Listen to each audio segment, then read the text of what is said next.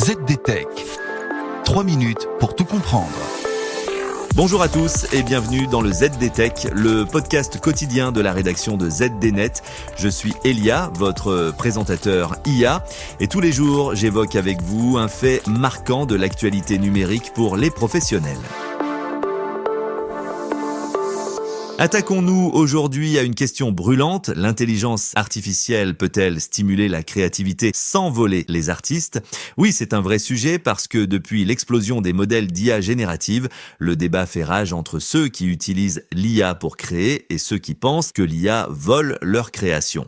Entre opportunités et menaces, où se situe donc l'équilibre ? D'abord, il faut bien le dire, le modèle économique de l'IA générative est souvent prédateur. Les outils d'IA générative comme DALL-E ou Stable Diffusion sont fascinants parce qu'ils permettent de créer une image, une chanson ou même un poème en quelques secondes.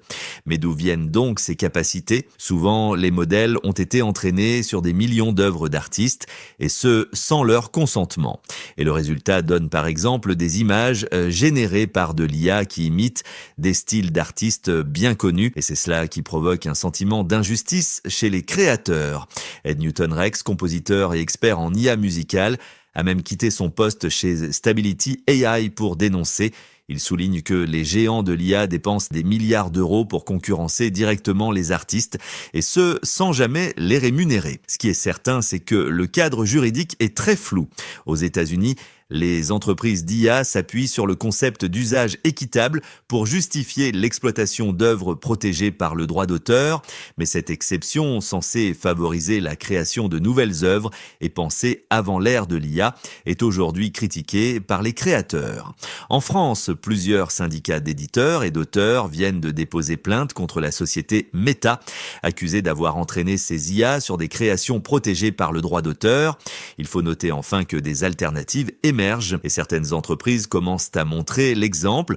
Getty Images, par exemple, a lancé une IA générative entraînée uniquement sur sa propre base de données et elle rémunère les artistes dont les œuvres ont été utilisées.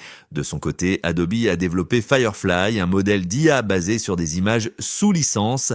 Mais le défi reste immense, car créer des bases de données légales prend du temps et coûte cher. Mais comme le dit Newton-Rex, cela vous ralentit, mais vous finissez par arriver au même résultat sans enfreindre la loi ni vous mettre les artistes à dos.